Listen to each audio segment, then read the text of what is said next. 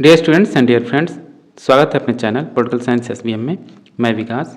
प्यारे दोस्तों, आइए आज हम लोग सॉल्व करते हैं बीपीएससी द्वारा आयोजित 7th फेज़ की टीचर रिक्रूटमेंट एग्जामिनेशन या बिहार शिक्षक बहाली के लिए बेहद महत्वपूर्ण प्रैक्टिस सेट। और ये प्रैक्टिस सेट है आपका उच्च माध्यमिक विद्यालय या कक्षा 11 से 12 के लिए जो पॉलिटिकल साइंस का सब्जेक्ट है या राजनीति विज्ञान का सब्जेक्ट है उससे संबंधित बेहद महत्वपूर्ण प्रैक्टिस सेट। इसमें हम लोग ऑलरेडी 3 प्रैक्टिस सेट सॉल्व कर चुके हैं और आज का हम लोग प्रैक्टिस सेट नंबर 2 को सॉल्व करेंगे जो कि आपके एग्जाम के लिए बेहद महत्वपूर्ण है। इसमें कुल 80 प्रश्न हैं। जो आपका जीएस का सेक्शन उसमें 40 प्रश्न है, ये भाग 2 वाला है। और ये जो प्रैक्टिस सेट है आपके जो रंजीत कुमार सिंह जो कि वर्तमान बिहार सरकार में आईएएस के पद पर तैनात हैं, उन्हीं के दिशा निर्देश में तैयार किया गया है। और इसका डिमांड भी है क्योंकि ये जो प्रैक्टिस सेट है अन्य से जो थोड़ा सा अलग इसलिए है क्योंकि ये अकॉर्डिंग टू सिलेबस या जो प्रीवियस ईयर क्वेश्चन आए हैं उसी के बेस पे उसी पैटर्न पे ये तैयार किया गया है। तो आप जो भी स्टूडेंट पॉलिटिकल साइंस जो पीजीटी पॉलिटिकल साइंस या बिहार पीजीटी पॉलिटिकल साइंस की तैयारी कर रहे हैं उनके लिए बेहद महत्वपूर्ण होने वाला है। तो आइए प्रैक्टिस सेट 2 सेकेंड सॉल्व करते हैं। इससे पहले हम लोग प्रैक्टिस सेट 1 सॉल्व कर चुके हैं। आगे बढ़ने से पहले आपसे रिक्वेस्ट है कि अब तक अगर आपने चैनल को सब्सक्राइब नहीं किया है तो प्लीज़ आप चैनल को सब्सक्राइब कीजिए, साथ ही बेल आइकन भी प्रेस कीजिए और अपने दोस्तों में अधिक से अधिक वीडियो को शेयर कीजिए और अपना भी भला कीजिए और अपने साथियों का भी भला कीजिए। प्यारे दोस्तों, कोई सा भी अगर आप एग्ज़ाम की तैयारी कर रहे हैं तो उसके लिए बेहद ज़रूरी है कि आप प्रैक्टिस सेट को सॉल्व करें, क्योंकि आप अथाह इधर उधर पढ़ते जाते हैं लेकिन जब आप प्रैक्टिस सेट सॉल्व करते हैं तो आपको पता चल जाता है कि आपकी तैयारी कितने स्तर तक हो चुकी है या किस प्रैक्टिस सेट सॉल्व करने के दौरान जो क्वेश्चन सॉल्व करते हैं उससे संबंधित जो अदर डायमेंशन हैं उससे भी आपको पता चल जाता है। तो इसलिए बेहद ज़रूरी है कि आप एक दिन में कम से कम 1 या 2 प्रैक्टिस सेट अवश्य सॉल्व करें, कोई सा भी एग्जाम हो। तो आइए पहला क्वेश्चन देखते हैं। अम्बेडकर ने अपनी पुस्तक द अनटचेबल में अछूत के उद्भव के लिए निम्नांकित में से कौन सा सिद्धांत प्रस्तुत किया है? ऑप्शन देखिए, अमूल परिवर्तनवादी या व्यावसायिक सिद्धांत या अछूत बौद्ध धर्मी उद्भव या निर्जातीय विषयक सिद्धांत। तो इसका आंसर होगा ऑप्शन सी, अम्बेडकर ने अपनी पुस्तक द अनटचेबल में अछूत के उद्भव के लिए अछूत का बौद्ध मार्गी उद्भव सिद्धांत प्रस्तुत किया है। ऑप्शन सी राइट आंसर होगा। आपको याद रहे कि ये भी चीज़ नोट करना है कि अम्बेडकर एक बौद्ध प्रोत्थानवादी होने के साथ साथ भारतीय संविधान के मुख्य वास्तुकार भी थे। ये भी आपको याद रखना है क्योंकि भारतीय संविधान निर्माता की जो प्रारूप समिति है उसके अध्यक्ष थे ये। क्वेश्चन नंबर 2 है, संप्रभुता के अद्वैतवादी सिद्धांत का मुख्य दोष यह है कि अद्वैतवादी सिद्धांत को आप एकलवादी सिद्धांत भी बोलते हैं। तो मुख्य दोष इसका क्या है कि अधिकांश जनता से आज्ञा पालन की अपेक्षा करता है, लोकतंत्र का विरोधी है, संप्रभुता की वैधानिक प्रकृति की व्याख्या करता है या सभी शक्तियाँ एक निश्चित मानव सृष्टि में निहित कर देता है। तो इसकी जो अद्वैतवादी या एकलवादी सिद्धांत जो संप्रभुता का सिद्धांत है उसकी मुख्य दोष यह है कि यह सभी शक्तियों का एक निश्चित मानव सृष्टि में निहित कर देता है, जिससे वह स्वयं क्या हो जाता है, तानाशाही या स्वयं अराजक हो जाता है। तो ऑप्शन डी राइट आंसर होगा। क्वेश्चन नंबर 3 है, SORT यानी शॉर्ट का फुल फॉर्म यानी विस्तृत रूप क्या है? तो शॉर्ट का जो विस्तृत रूप है ये इसका strategic offensive reduction treaty, option A right answer होगा। और इसका याद रहे जो ये ट्रीटी है 24 मई 2002 को अमेरिका और रूस में हुआ। कहाँ हुआ? मॉस्को में हुआ, समझौता हुआ। शॉर्ट का जो फुल फॉर्म है स्ट्रेटजिक ऑफेंसिव रिडक्शन ट्रीटी। जो ये इंटरनेशनल ऑर्गेनाइजेशन है उनको आपको अच्छे से याद करना है कि कब उनकी स्थापना हुई और इनका हेडक्वार्टर कहाँ है, ये भी आपको याद करना है। नेक्स्ट क्वेश्चन है क्वेश्चन नंबर 4, किस देश के चिंतकों में संप्रभुता को सरकार के एक अंग के रूप में निहित करने की सामान्य सी प्रवृत्ति रही है? ऑप्शन देखिए, इंग्लैंड, फ्रांस, जर्मनी या स्विट्जरलैंड। तो इसका आंसर होगा फ्रांस, क्योंकि जो आपका बोंदा है जो संप्रभुता के सिद्धांत का जनक है फ्रांसीसी है और सरकार के अंग रूप में इसकी प्रवृत्ति रही है कि संप्रभुता को एक सरकार के अंग के रूप में निहित या उसको एनालिसिस या बताने की प्रवृत्ति रही है। कहाँ के विचारकों की? फ्रांस के विचारकों की। तो ऑप्शन बी राइट आंसर होगा। नेक्स्ट क्वेश्चन है क्वेश्चन नंबर 5, निम्नांकित क्रांतियों को उनके होने के समय के अनुसार व्यवस्थित करना, यानी कौन सी क्रांति सबसे पहले हुई और लास्ट में हुई, उसके बाद तो सबसे पहले जो आपका है, याद रखिए, जो फ्रांसीसी क्रांति है ये 1789 में होती है। बोल्शेविक क्रांति कब होती है?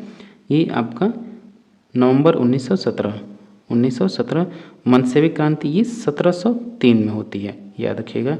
और जो आपका अक्टूबर क्रांति है ये अक्टूबर 1917, यानी नवंबर 1917 में बोल्शेविक, अक्टूबर 1917 में अक्टूबर क्रांति होती है। तो सबसे पहले आपका कौन सा आएगा? मंसेविक, यानी 1 नंबर पे। फिर उसके बाद है अक्टूबर, नहीं सॉरी, ये है आपका दूसरे नंबर पे फ्रांसीसी क्रांति। फिर उसके बाद होगा तीसरे नंबर पर अक्टूबर क्रांति और चौथे नंबर पे बोल्शेविक क्रांति, यानी 2 4 1 3, नहीं पहले मंसेविक क्रांति है, 3 1 4 2, 3 1 4 2, यानी ऑप्शन सी राइट आंसर होगा। नेक्स्ट क्वेश्चन है क्वेश्चन नंबर 6। निम्नलिखित में से कौन संप्रभुता के अद्वैतवादी सिद्धांत का प्रमुख प्रवक्ता था? यानी एकलवादी सिद्धांत का प्रमुख प्रवक्ता कौन सा था? जॉन लॉक, बेंथम, बोंदा या Austin? Option D right answer होगा, ऑस्टिन। जॉन ऑस्टिन संप्रभुता के अद्वैतवादी सिद्धांत का प्रमुख प्रवक्ता था। और इसकी पुस्तक का नाम आपको याद रखना है, इसकी पुस्तक का नाम है lectures on jurisprudence. Next question question number 7। A theory of justice नामक पुस्तक का लेखक कौन है? तो थियरी ऑफ जस्टिस ये पुस्तक कई बार आपसे प्रश्न एग्जाम में पूछ लिया गया है और ये बेहद महत्वपूर्ण है। तो ये जो इस पुस्तक के लेखक हैं जॉन रॉल्स हैं। ये पुस्तक 1971 में प्रकाशित होती है। Question number 8। उस कार्य को करने अथवा उपभोग करने की सकारात्मक शक्ति या क्षमता है जो करने अथवा उपभोग करने के योग्य है। ये कथन किसका है? ये कोट भी बेहद महत्वपूर्ण है। तो ये कथन आपका टी.एच. ग्रीन का है, ऑप्शन डी राइट आंसर होगा। नेक्स्ट क्वेश्चन है क्वेश्चन नंबर 9। प्रजातंत्र का 9 उदारवादी सिद्धांत है। तो प्रजातंत्र का 9 उदारवादी सिद्धांत किस पे विश्वास करता है? तो ये शास्त्रीय प्रजातांत्रिक सिद्धांत का रूपांतरण है। यानी जो शास्त्रीय प्रजातांत्रिक सिद्धांत है उसका रूपांतरण क्या है? 9 उदारवादी सिद्धांत है प्रजातंत्र का। तो ऑप्शन बी राइट आंसर होगा। क्वेश्चन नंबर 10 है। निम्नलिखित में से कौन संप्रभुता के बहुलवादी सिद्धांत का प्रमुख प्रवक्ता था? तो बेंथम आपका चूंकि उपयुक्तवाद से संबंधित है, बोंदा भी संप्रभुता के एकलवादी सिद्धांत है और ऑस्टिन भी। लेकिन जो लास्की है ये बहुलवादी सिद्धांत का प्रवर्तक है। ये कहता है लास्की जैसे विचारकों का कहना है कि संप्रभुता किसी एक मानव श्रेष्ठ में निहित न होकर ये संघों में विभाजित है। तो ये बहुलवाद का प्रवक्ता है, ऑप्शन डी राइट आंसर होगा लास्की। क्वेश्चन नंबर 11 है। समाजवादी राज्य बल देता है किस पर?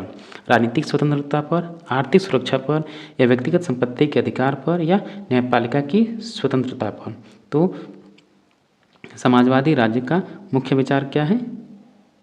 ये आर्थिक सुरक्षा पर बल देता है और इसका मानना है कि प्रत्येक व्यक्ति को आर्थिक रूप से समानता के स्तर पर लाया जाए, न तो कोई गरीब हो और न ही अमीर। तो आर्थिक सुरक्षा प्रदान करता है समाजवादी राज्य। नेक्स्ट क्वेश्चन है क्वेश्चन नंबर 12।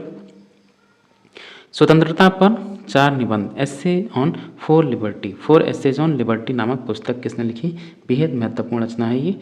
तो ये रचना आपका इजाबेल की है, ऑप्शन डी राइट आंसर होगा। और हर्बर्ट स्पेंसर की जो पुस्तक क्या नाम है? First principles of political institutions. G S. Mill की पुस्तक आपको नाम पता ही है, ऑन लिबर्टी और सब्जेक्शन ऑफ वीमेन। और अर्नेस्ट बार्कर की जो एक रचना है इंट्रोडक्शन ऑफ पॉलिटिक्स, ये भी आपको याद रखना है। क्वेश्चन नंबर 13 है। सामाजिक अनुबंध सिद्धांत का केंद्र बिंदु है कि राज्य, तो जितने भी सोशल कॉन्ट्रैक्ट थियरी जो थियरिस्ट हैं या सामाजिक समझौता से जितने भी विचारक हैं उनका मानना है कि राज्य का निर्माण मनुष्य ने किया, यानी राज्य क्या एक मानवकृत या मानव निर्मित संस्था है, ऑप्शन ए राइट आंसर होगा। जैसे इसमें समझौतावादी में कौन कौन आएंगे? Hobbes, Locke, Rousseau. Next question number 14। जो विचारक राज्य को संघों का संघ मानते हैं उन्हें हम क्या कहते हैं? तो उन्हें हम बहुलवादी कहते हैं। इनका मानना है कि जो सत्ता का केंद्र है एक व्यक्ति में निहित न होकर वो समाज के विभिन्न वर्गों में या संघों में निहित है, ऑप्शन डी राइट आंसर होगा, बहुलवादी कहा जाता है उनको। Question number 15। सामाजिक संविदा, क्वेश्चन नंबर 15 देखिए। सामाजिक संविदावादी यानी सामाजिक समझौतावादी विचारक यह सिद्ध करना चाहते हैं कि राज्य क्या है? एक मानव निर्मित संस्था या मानवकृत है, ऑप्शन सी राइट आंसर होगा। Question number 16। राज्य की उत्पत्ति का सर्वाधिक स्वीकार्य सिद्धांत कौन सा है? बेहद महत्वपूर्ण क्वेश्चन है। तो राज्य की उत्पत्ति का जो सर्वाधिक सिद्धांत है, जो सर्वमान्य है या ज़्यादा का मतलब कि उसको मान सकते हैं, काल्पनिक नहीं है, वो है विकासवादी सिद्धांत। ऑप्शन सी राइट आंसर होगा। नेक्स्ट क्वेश्चन है क्वेश्चन नंबर 17। सामाजिक संविदा सिद्धांत के निकृष्ट इतिहास, निकृष्ट तर्क और निकृष्ट आचार शास्त्र के रूप में आलोचना किसने की? हेनरी मैन, हेराल्ड जे लास्की, एफ विल्सन या अर्नेस्ट बार्कर? तो ऑप्शन डी राइट आंसर होगा इसका, अर्नेस्ट बार्कर। नेक्स्ट क्वेश्चन है क्वेश्चन नंबर 18। क्वेश्चन नंबर 18 को मैच करना है। एक तरफ है सिद्धांत और उससे संबंधित विचारक। तो विकासवादी समाजवाद किसका है? बर्नस्टीन का है। विकासवादी समाजवाद है वो किसका है? वर्गस्टीन नहीं, बर्नस्टीन है वो। वैज्ञानिक समाजवाद आपको पता ही कार्ल मार्क्स है। काल्पनिक समाजवाद सेंट साइमन और अराजकतावाद क्रोप्टोकिन। तो इस हिसाब से इसका आंसर होगा ऑप्शन ए राइट आंसर होगा। नेक्स्ट क्वेश्चन है क्वेश्चन नंबर 19। किस सिद्धांत की मान्यता है कि राज्य की उत्पत्ति युद्ध स्थल में होती है? राज्य का निर्माण या उसकी उत्पत्ति युद्ध में होता है या युद्ध स्थल में या शक्ति से उसका उत्पन्न होता है राज्य का। तो इस शक्ति सिद्धांत का मानना है कि राज्य की उत्पत्ति युद्ध स्थल में होती है। क्वेश्चन नंबर 20 है लॉक के अनुसार निम्न में से कौन सा प्राकृतिक अधिकार नहीं है? तो आपको पता है लॉक 3 प्रकार के प्राकृतिक अधिकारों की बात करता है। वो जीवन, स्वतंत्रता और संपत्ति के अधिकार की बात करता है। तो समानता के अधिकार की बात नहीं करता है। तो ऑप्शन सी राइट आंसर होगा। तो उसके अनुसार लॉक के अनुसार समानता प्राकृतिक अधिकार नहीं है। Question number 21। 1936 में किसने कहा गांधीवाद जैसी कोई चीज़ नहीं है? किसने कहा? तो स्वयं गांधी जी ने ही कहा कि गांधीवाद जैसी कोई चीज़ नहीं है। ऑप्शन डी राइट आंसर होगा। Question number 22। समाजवादी विचारक प्राकृतिक संसाधनों के राष्ट्रीयकरण का समर्थन करते हैं ताकि क्या हो? प्राकृतिक संसाधनों का पूर्ण सदुपयोग सुनिश्चित किया जा सके। तो ऑप्शन डी राइट आंसर होगा। प्यारे दोस्तों, आपसे फिर से रिक्वेस्ट है कि अगर अब तक आपने चैनल को सब्सक्राइब नहीं किया है या आप चैनल पर पहली बार विजिट करें तो प्लीज़ आप चैनल को सब्सक्राइब कीजिए। नेक्स्ट क्वेश्चन है क्वेश्चन नंबर 24। राज्य समाजवाद विश्वास करता है, जो राज्य समाजवाद है किसमें विश्वास करता है? राज्यविहीन समाज में, जनतंत्र में या क्रांति में या विधिहीन राज्य में? तो जो आपका राज्य समाजवाद है राज्यविहीन समाज में विश्वास करता है। ऑप्शन ए राइट आंसर होगा। Question number 25। निम्नलिखित में से किसने मार्क्सवाद के व्यवहारिक प्रयोग में सर्वाधिक योगदान दिया है? एंजेल्स, लेनिन, स्टालिन या हैबरमास? तो क्वेश्चन नंबर 25 का आंसर होगा लेनिन। लेनिन ने मार्क्स के सिद्धांत जितने भी उसके सिद्धांत उसको वास्तविक प्रयोग करते यानी व्यवहारिक रूप में प्रयोग लेनिन ने किया। Question number 26। संसदात्मक शासन में वैधानिक संप्रभु कौन होता है? प्रधानमंत्री, संसद, राष्ट्रपति या सर्वोच्च न्यायालय? तो संसदीय शासन में वैधानिक संप्रभु कौन होता है? संसदात्मक शासन व्यवस्था में राष्ट्रपति। अपने यहाँ जो भारत में जो वैधानिक संप्रभु कौन है? राष्ट्रपति है। भारतीय संदर्भ में कहें तो, और आप इंग्लैंड में चले जाएंगे तो वहाँ वैधानिक संप्रभु राजा नहीं संसद है। Question number 27। निम्नलिखित में से कौन सा संसदीय शासन प्रणाली का अपरिहार्य तत्व या गुण है? लचीला संविधान, कार्यपालिका तथा विधायिका का समन्वय, न्यायपालिका की सर्वोच्चता या संसदीय संप्रभुता? तो संसदीय शासन की एक अपरिहार्य गुण यह है कि कार्यपालिका तथा विधायिका के कार्यों का समन्वय होता है। दोनों एक दूसरे पे के काम समन्वय पे करते हैं। ऑप्शन बी राइट आंसर होगा। क्वेश्चन नंबर 28 है निम्नलिखित में से कौन सी सरकार सामूहिक उत्तरदायित्व के सिद्धांत पर कार्य करती है? सामूहिक उत्तरदायित्व के सिद्धांत पे कौन सा सरकार कार्य करती है? वो है संसदीय शासन, क्योंकि इसमें जो लोकसभा है वो विधायिका के समक्ष सामूहिक रूप से उत्तरदायित्व है रखती है। इसका प्रधानमंत्री और उसकी सरकार जो मंत्रिपरिषद है सामूहिक रूप से लोकसभा के प्रति उत्तरदायी है या कार्यपालिका विधायिका के प्रति उत्तरदायी होती है। क्वेश्चन नंबर 29 है न्यायपालिका की स्वतंत्रता की अवधारणा में निहित है। तो न्यायपालिका की स्वतंत्रता की अवधारणा में क्या निहित है कि कार्यपालिका तथा विधायिका से न्यायपालिका की स्वतंत्रता। यानी जो सरकार के 3 अंग है विधायिका, कार्यपालिका और न्यायपालिका, तो विधायिका और कार्यपालिका के से न्यायपालिका की स्वतंत्रता ही न्यायपालिका की स्वतंत्रता में निहित है। ऑप्शन डी राइट आंसर होगा। नेक्स्ट क्वेश्चन है क्वेश्चन नंबर 30। संघीय व्यवस्था में किस संस्था को संविधान का संतुलन चक्र माना जाता है? विधायिका या कार्यपालिका, न्यायपालिका या प्रेस? तो न्यायपालिका को संविधान का संतुलन चक्र माना जाता है। ऑप्शन सी राइट आंसर होगा, न्यायपालिका। क्वेश्चन नंबर 31 है, संवैधानिक शासन का क्या अर्थ है? संवैधानिक शासन का क्या अर्थ है? संविधान के प्रावधानों के अनुसार शासन, ये भी सही है। विधि का शासन इन रूल ऑफ लॉ, ये भी सही है। और नागरिक अधिकार भी हो। तो ऑप्शन डी राइट आंसर होगा, उपयुक्त सभी। तो डियर स्टूडेंट्स, एक बार फिर हम बता दें, ये जो हम लोग प्रैक्टिस सेट सॉल्व कर रहे हैं, ये आपका बीपीएससी जो 7th फेज की टीचर रिक्रूटमेंट एग्जामिनेशन चल रही है, तो हम लोग पीजीटी सिविक्स या पॉलिटिकल साइंस का प्रैक्टिस सेट सॉल्व कर रहे हैं। और ये प्रैक्टिस सेट है नंबर 2। इससे पहले हम लोग 2 प्रैक्टिस सेट्स को सॉल्व कर चुके हैं। अब तो आप चाहें तो चैनल पर विजिट करके देख सकते हैं और लाभ ले सकते हैं। क्वेश्चन नंबर 32 है, निम्न में से कौन सा पद केवल संसदात्मक शासन प्रणाली में ही पाया जाता है? तो ऐसा कौन सा पद है जो केवल संसदीय शासन प्रणाली में पाया जाता है? तो मात्र प्रधानमंत्री, राष्ट्रपति, उपराष्ट्रपति, ये संसदीय शासन प्रणाली में नहीं पाया जाता, वो अध्यक्षात्मक शासन प्रणाली में पाया जाता है। तो प्रधानमंत्री केवल संसदीय शासन प्रणाली में पाया जाता है। नेक्स्ट क्वेश्चन है, वेस्टमिंस्टर मॉडल या प्रतिमान इंगित करता है एक विशेष प्रकार का क्या? तो जो वेस्टमिंस्टर मॉडल है वो एक आपका शासन का प्रकार है। Option C. क्वेश्चन नंबर 34 है, भारत में पिछड़े वर्गों के बीच विशिष्ट समूह की पहचान हेतु भारतीय सरकार द्वारा निम्नलिखित में से कौन सी समिति नियुक्त की गई थी? बेहद महत्वपूर्ण क्वेश्चन है। तो क्वेश्चन नंबर 34 का आंसर होगा ऑप्शन नंबर सी, न्यायमूर्ति रामनंदन समिति। तो न्यायमूर्ति रामनंदन समिति की स्थापना भारत में पिछड़े वर्गों के बीच विशिष्ट समूह की पहचान हेतु सरकार द्वारा की गई थी। क्वेश्चन नंबर 35 है, किसने नौकरशाही की लाल फीताशाही पैदा करने के लिए आलोचना की है? तो 35 का क्या आंसर होगा? तो रैमजे मेयर, और इसका आंसर होगा ऑप्शन सी। तो रैमजे मेयर जो ब्रिटेन के विद्वान रैमजे मेयर एक प्रसिद्ध लोक प्रशासनिक विद्वान रहे हैं और इन्होंने नौकरशाही की आलोचना करते हुए इसे लाल फीताशाही की संज्ञा दी है। ऑप्शन सी राइट आंसर होगा इसका। क्वेश्चन नंबर 36 देखिए, निम्नलिखित में से कौन सा दबाव समूह का कार्य नहीं है? सरकार निर्माण के लिए चुनाव लड़ना दबाव समूह का कार्य नहीं है, बस उसको प्रभावित करते हैं। पूरी सरकारी मशीनरी को, जो सरकारी तंत्र उसको प्रभावित करने का काम करते हैं, स्वयं उससे दूर रहकर, न कि उसमें शामिल होकर। तो पहला ही ऑप्शन इसका राइट आंसर होगा। क्वेश्चन नंबर 37 देखिए, राजनीतिक दल की परिभाषा सर्वप्रथम किसके द्वारा दी गई? बर्ग द्वारा, बेंथम द्वारा, लास्की के द्वारा या हेगल के द्वारा? तो राजनीतिक दल की परिभाषा सर्वप्रथम एडमंड बर्ग के द्वारा दी गई। और चूंकि याद रहे ये क्या है, रूढ़िवाद का भी समर्थक है। क्वेश्चन नंबर 38 देखिए, किसने राजनीतिक दलों को विचारों का दलाल कहा है? ब्राइस, लावेल, मकाइवर या मिशेल? तो लावेल ने राजनीतिक दलों को विचारों का दलाल कहा है। क्वेश्चन नंबर 39, निम्न में से कौन सी वह विशेषता है जो एक राजनीतिक दल को दबाव समूह से भिन्न करती है? दल व्यक्तियों का एक समूह है, सही है। प्रत्येक दल का अपना संगठन होता है, ये भी सही है।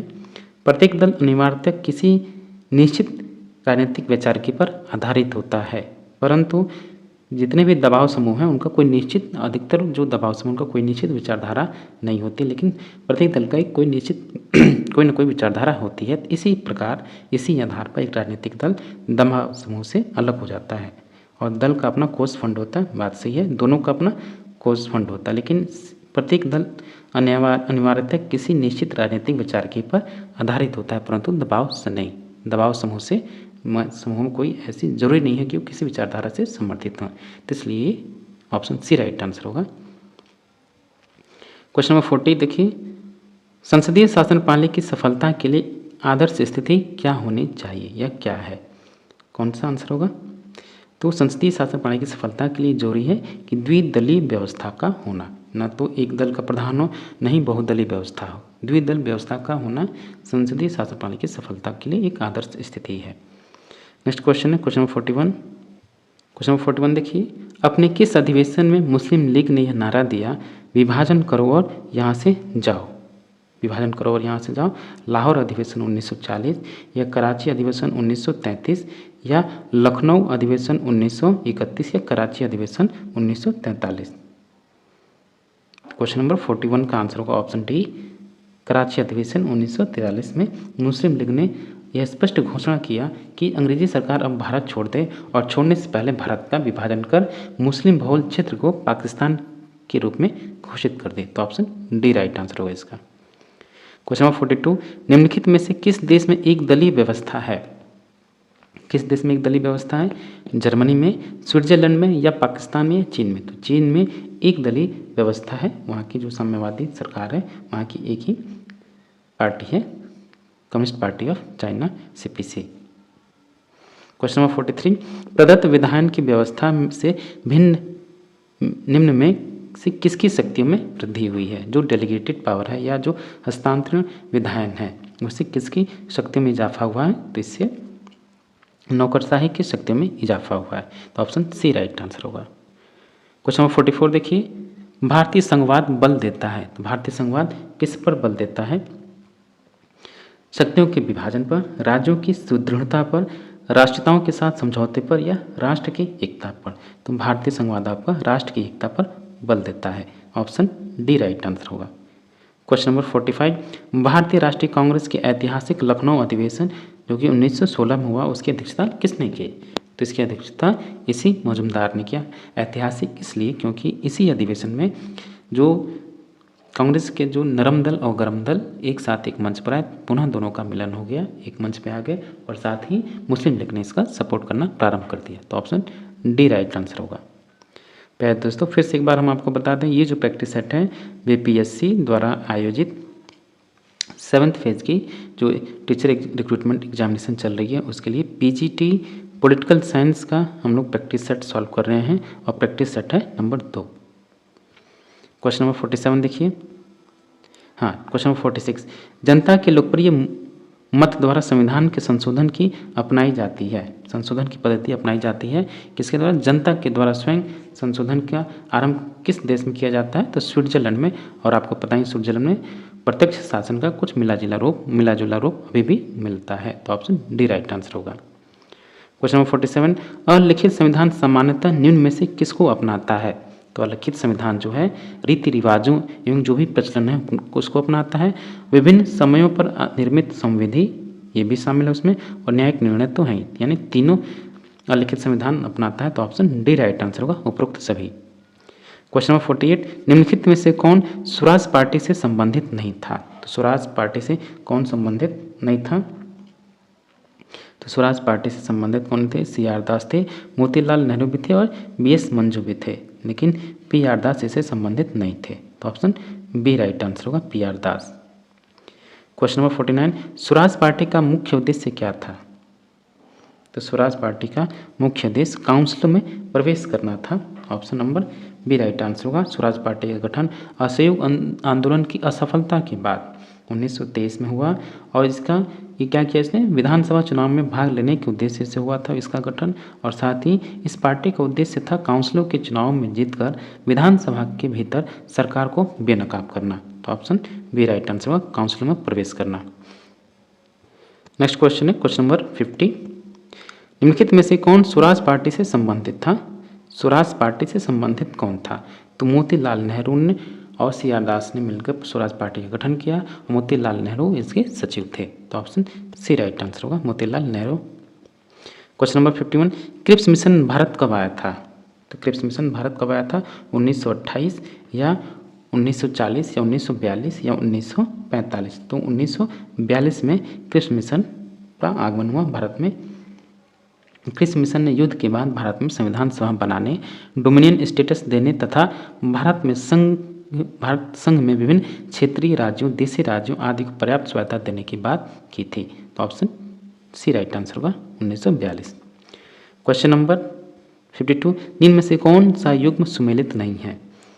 तो इंदिरा गांधी सप्तक्रांति गलत है, पहला ही गलत है। सप्तक्रांति का जो सिद्धांत दिया किसने दिया? JP जयप्रकाश नारायण ने दिया था। महात्मा गांधी ट्रस्टीशिप सही है। बलवंत राय मेहता प्रजातांत्रिक विकेंद्रीकरण और विनोबा भावे अनुशासन पर्व। तो इसका आंसर होगा ऑप्शन ए, इंदिरा गांधी। इनके ज़माने में हरित क्रांति हुई और इन्हीं के ज़माने में आपातकाल लागू हुआ और 42वां संविधान संशोधन हुआ इनके ज़माने में, इंदिरा गांधी के ज़माने में।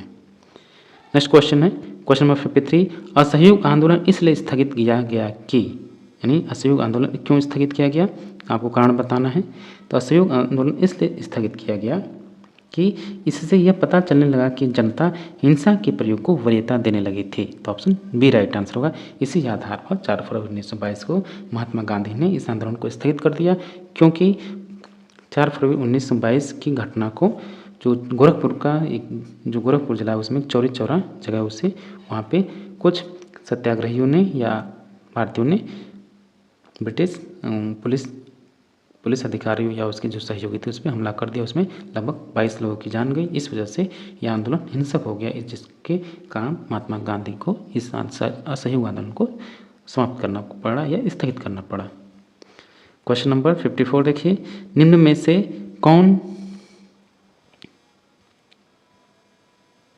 क्वेश्चन नंबर 54 निम्नलिखित में से कौन न्यू इंडिया नामक पुस्तक के लेखक हैं? बेहद महत्वपूर्ण क्वेश्चन है ये और पुस्तक का नाम भी है। तो न्यू इंडिया जो पुस्तक है वो उसकी रचनाकार श्रीमती एनी बेसेंट हैं। और ये आपको याद हो कि Annie Besant home rule movement से संबंधित हैं। इसके साथ उन्होंने कॉमनवेल्थ तथा न्यू इंडिया जैसे पत्र और पुस्तक इन्होंने लिखा, कॉमनवेल्थ और न्यू इंडिया। नेक्स्ट क्वेश्चन है क्वेश्चन नंबर 55, मोहम्मद अली जिन्ना यानी एम.ए. जिन्ना का 14 बिंदु किसके विरोध में था? तो मोहम्मद अली का जो 14 सूत्री डिमांड था ये नेहरू रिपोर्ट के विरोध में था। तो ऑप्शन बी राइट आंसर होगा। क्वेश्चन नंबर 56 देखिए, भारत में उपराष्ट्रपति के निर्वाचन संबंधी विवाद का निर्णय कौन करता है? तो भारत में उपराष्ट्रपति के निर्वाचन संबंधी विवाद हो या राष्ट्रपति के निर्वाचन संबंधी विवाद हो, इसका निर्णय कौन करेगा? सुप्रीम कोर्ट ऑफ इंडिया यानी सर्वोच्च न्यायालय करेगा। क्वेश्चन नंबर 57 देखिए, निम्न को कालक्रम के अनुसार रखिए। होम रूल आंदोलन, खिलाफत आंदोलन,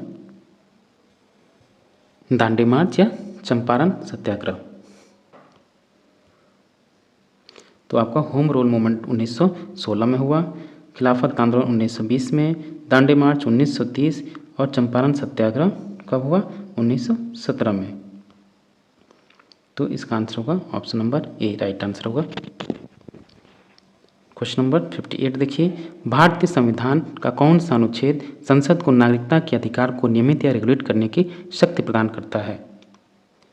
क्वेश्चन नंबर 58, तो इसका आंसर होगा ऑप्शन नंबर डी अनुच्छेद 11।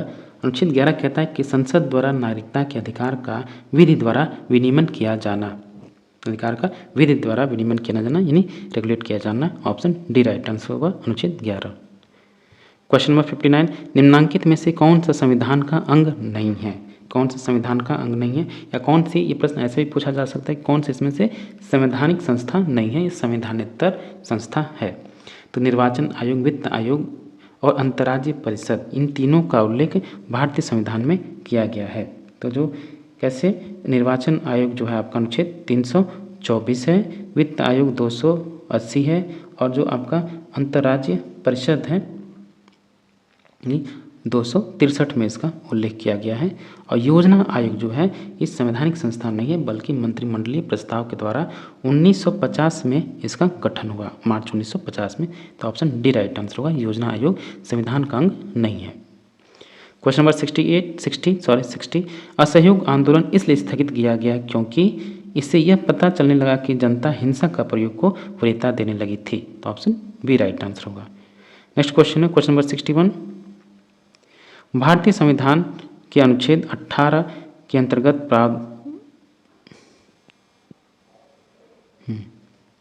तो 61 भारतीय संविधान के अनुच्छेद 18 के अंतर्गत उपाधियों के अंत का प्रावधान है, इसके बारे में क्या सत्य नहीं है? तो क्वेश्चन नंबर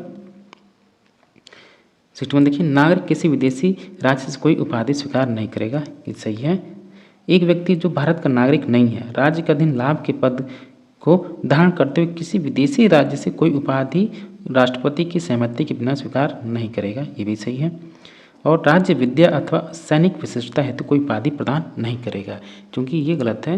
राज्य केवल 2 ही क्षेत्र में उपाधि प्रदान कर सकता है अनुच्छेद 18 के तहत कि विद्या और सैनिक के अलावा कोई उपाधि प्रदान नहीं की जाएगी। तो ऑप्शन सी क्योंकि सही है इसमें अतिथि नहीं, तो इसलिए ये गलत हो जाता है।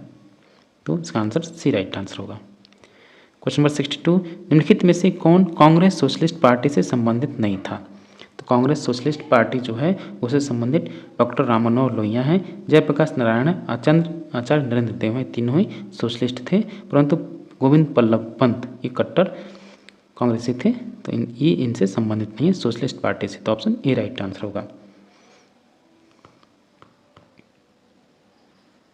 क्वेश्चन नंबर 63 देखिए, पंचायती राज जिस सिद्धांत पर आधारित है, किस पर आधारित है? विकेंद्रीकरण, असंकेंद्रीकरण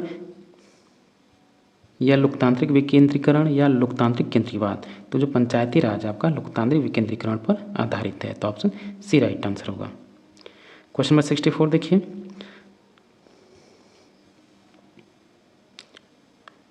निम्न में से किस आयोग की नियुक्ति केंद्र राज्य संबंधों का परीक्षण के लिए की गई थी? किसकी नियुक्ति केंद्र राज्य संबंधों के परीक्षण के लिए की गई थी?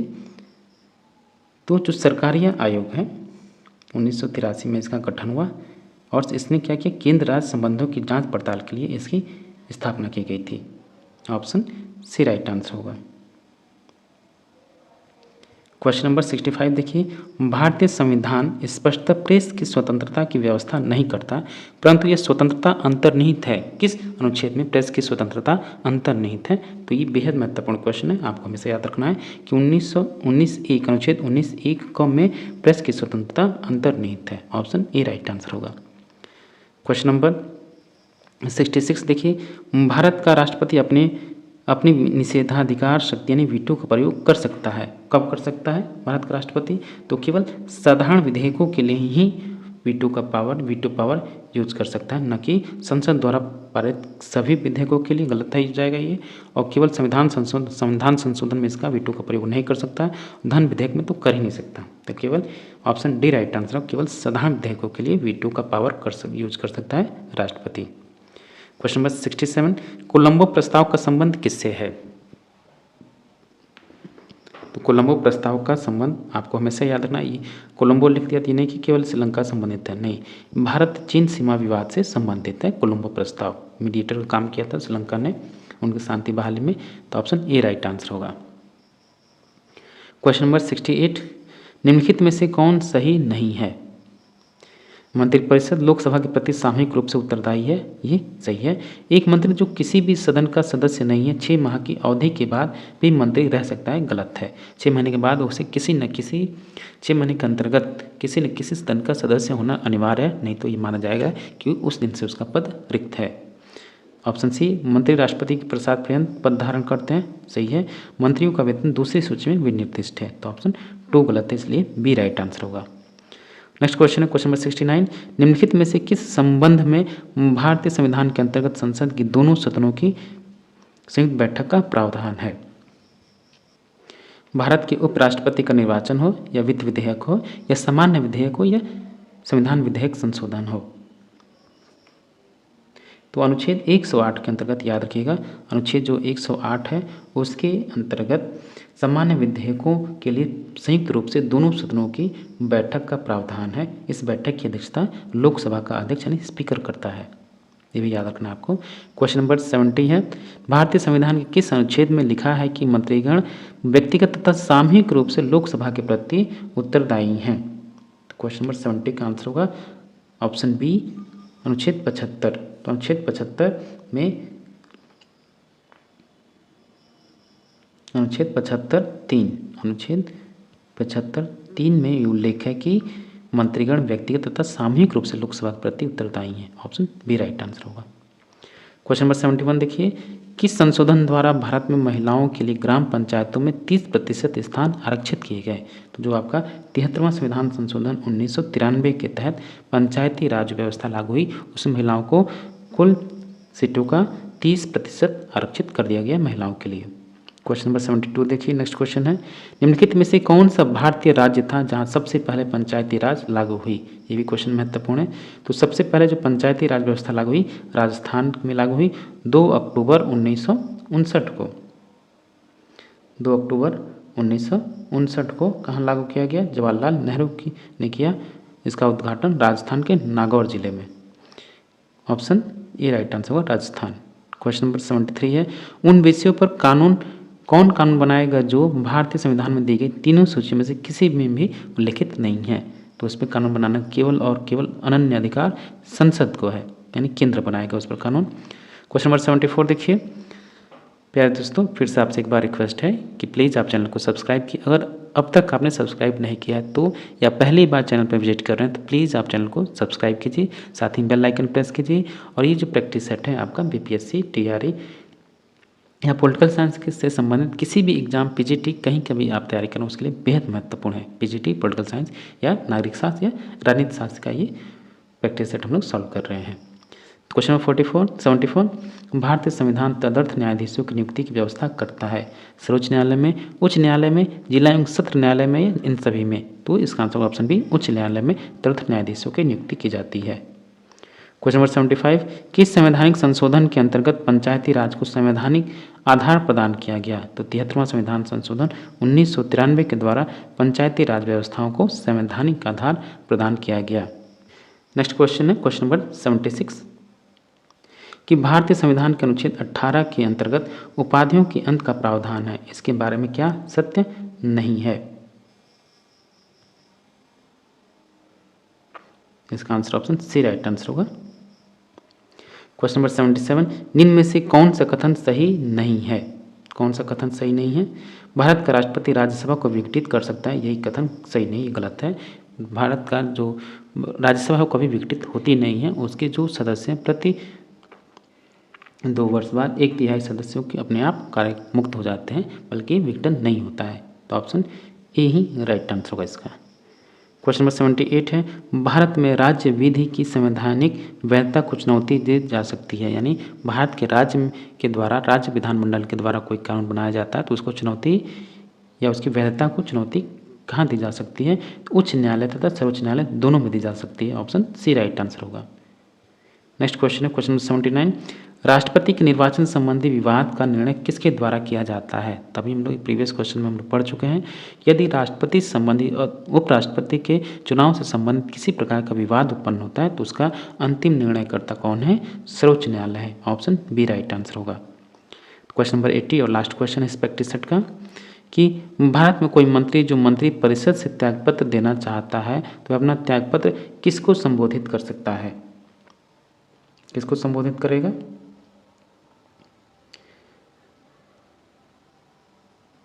तो राष्ट्रपति को संबोधित करके अपना त्यागपत्र, अपने पद से त्यागपत्र दे सकता है। ऑप्शन बी राइट आंसर होगा, राष्ट्रपति। तो डियर स्टूडेंट्स, ये था आपका बीपीएससी के लिए जो करंट में उसके फेज़ 2 के एग्ज़ाम चल रहा है। तो जो इसका सेकंड पेपर है पीजीटी पॉलिटिकल साइंस, यानी बीपीएससी के लिए जो वर्ग 2 का है या उच्च माध्यमिक स्तर, जो कि 11-12 कक्षाओं के लिए जो पीजीटी का एग्ज़ाम हो रहा है, उसी के लिए हम लोग पीजीटी पॉलिटिकल साइंस का प्रैक्टिस सेट सॉल्व कर रहे हैं, जो कि आपके एग्ज़ाम के लिए बेहद महत्वपूर्ण है।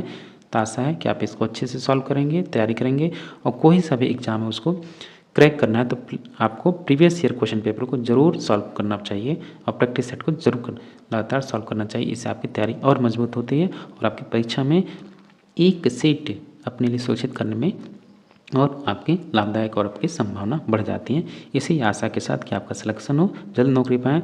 मिलते हैं आपसे नेक्स्ट वीडियो में। Thank you for watching.